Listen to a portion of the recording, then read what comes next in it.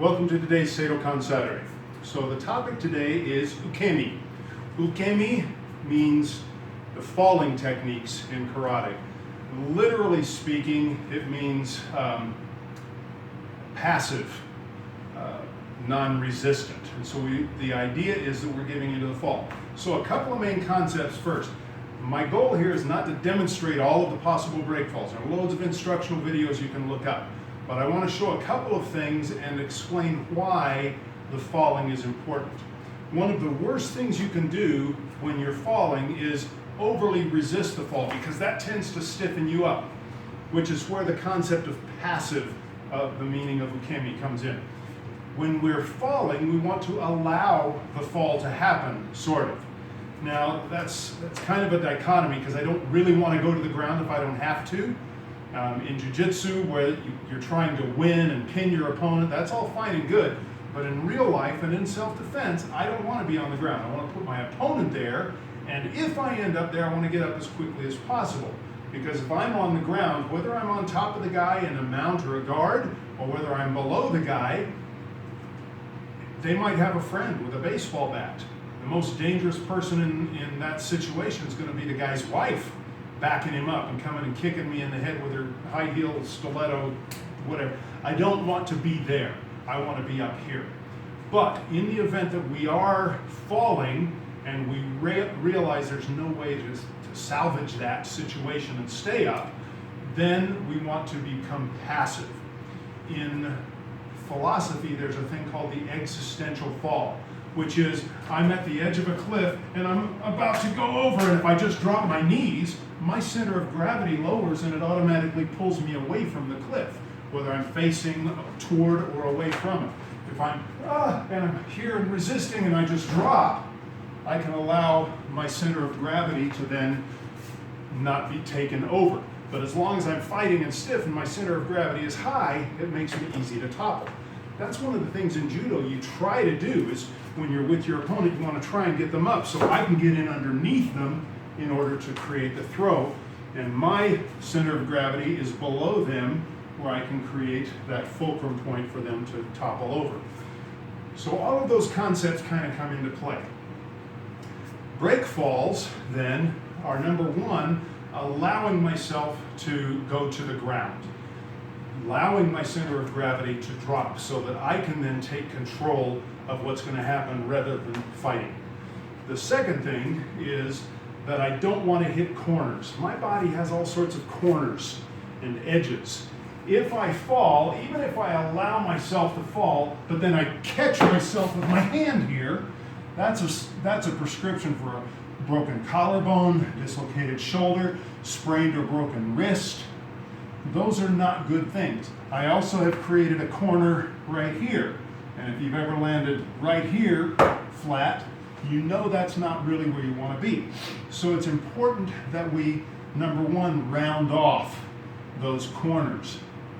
One of the ways that we can do that is by tucking to an extent, which goes along with the concept of the existential fall. So if I'm falling and I quit fighting it, I drop my center of gravity, then I tuck, I've created a rounded surface. That's goal number one, which is where we get into front rolls and so forth. In a front roll, what I'm trying to do is create sort of a wheel where I'm coming arounded and not making a corner with my shoulder, but rounding the shoulder by reaching forward here. And then I complete the wheel by coming down from my right shoulder, diagonally across from my right shoulder here to my left hip here, to avoid going down the spine with its protruding bones. So the roll is intended to help me round off and not create any corners while marrying myself to that existential fall, if that makes sense. In gymnastics, we'd go straight over the top. So a front roll in gymnastics would go here, straight over the top, somersault. In doing that, I hit the back of my head and my spine. Thank goodness for the mat. Try that on a hardwood floor, and you're going to see right away that that's a problem. Instead, I'm going to create that wheel. I drop my center of gravity, or I propel it forward if I'm jumping, but my mat here slides a little. So I drop that center of gravity, create this wheel, and then roll over the wheel. Then I can turn and repeat on the other side. Same thing. So this across my left shoulder, down my left to the right hip, and down the side of the leg, creates that wheel rolling motion. So as I eliminate corners and marry to gravity, I can then control my fall.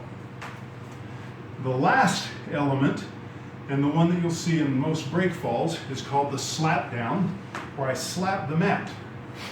The slapping of the mat is not about how hard I hit here. What it does is it pulls energy again away from the corners by extending. So as I go to the flat of my arm, I'm going to avoid hitting my elbow, not good. So I'm going to allow myself to fall, and then I'm going to use the large muscles of my lats and all the way down the flat of my arm to dissipate the force. So pounds per square inch hitting the ground. If I'm over 200 pounds and I fall on my elbow, that's 200 pounds on one small point. If I'm 200 pounds and I fall across the flat of my arm and down the side of my back and on my hip, that's a whole lot less than 200 pounds per square inch. So, easy way to start that from side to side is I just take one leg, kick it over, prepare this arm, allow myself to fall, and now I'm all along my lat and the side of my body. Same thing here. I take the leg out, bring my hand with it, allow myself to fall, and the slap extends my arm. I'm not reaching out here. That creates a corner. I'm coming down so it tightens my lat, and it also keeps my head off the ground. Same thing in essence when we go backwards. So if I'm starting from a standing position, I'm going to allow my energy to drop, roll back, take it on my lats, but bringing my shoulders together, slapping down helps me keep my head up and tucked. If I come out here wide with my hands, that tends to pull my head down, and again I've created 90-degree angles and corners as opposed to rounding where I can slap. The next evolution from there is instead of rolling, as I drop, I allow my knees to shoot forward and I go to my shoulders. And again, by slapping close to the mat, and we would add a ki to help keep the breath from being knocked out of you, but if I'm on my shoulders, my rhomboids, my lats, my posterior delts, my traps even, are going to take that impact instead of my spine or my shoulders or my elbows. So those are your three basic break falls. Forward roll, oh, one more. With the forward roll, sometimes my momentum is such that I can't come up out of it, which is what I would want to do. So if I'm pushed from behind, I allow that to absorb into my body, then I can turn and I'm ready for the next guy. Sometimes, if I'm propelled forward, I'm not going to be able to come all the way up, so we have the front roll break fall. The main reason for learning that is when we start getting thrown in the air, I'd actually flip over. But the basic of it is still, I'm going to roll, and you can have a body here, and we hug over the guy on his knees. It's a good way to practice that when you have a partner. But I roll over this guy, and then slap here, again, side of my leg, up my lat, arm down, head off the mat, and an additional slap with my foot. From here, I still want to come up as quickly as possible and face whoever the jerk was that pushed me. So those are the basics of break fall. The slap helps put everything into my upper back, helps me lift my head off the mat so I'm not hitting here, keeps me off my spine, keeps me off the corners of my break fall. practice rolling. It's not something, used to be something we all did as kids, but anymore it's not as common a thing. So 3 real quick ways to practice. Just starting easy from the knees or from a squat position. Drop to the knee, front roll. Now we would do our mawate or knee turn. Now I'm ready for my left side. Do my knee turn and I'm ready to go. And then again from standing. For the slap downs, we'd work from one side, again from this squat position. We work from one side, here, tuck, bring yourself up, go to the other side, here. So that covers those.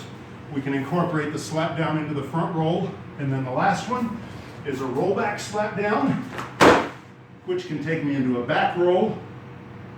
So I kick over, put my knee here, a little bit. So I kick over, bring my knee, and again I'm ready for whoever the jerk was that did that. And then the other back slap down with my knees shooting forward, dropping to my shoulders.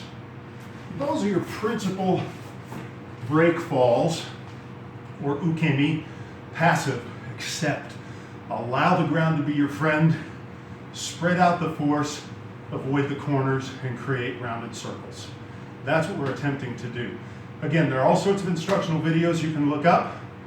A lot of nuanced differences in the falls, but in application and practice, they're pretty much going to cover the same kind of thing.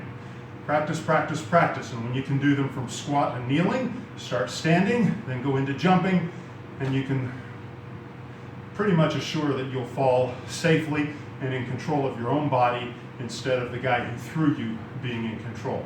Remembering always that when I've made that break fall, I don't want to lay there. I want to come up as quickly as possible so that his wife doesn't come and hit me in the head. Okay? I hope that helps and explains some of the purpose and reason behind it. There is another concept which is called sutemiwaza, S-U-T-E-M-I, sutemi, which means abandon or sacrifice, in which I'm grappling with the guy and I want to sit down in order to throw him, or I want to drop my body to the ground in order to throw him. But it incorporates the same concept of allowing gravity to be my friend instead of my enemy. Thank you for joining another Seidokan Saturday. Keep practicing.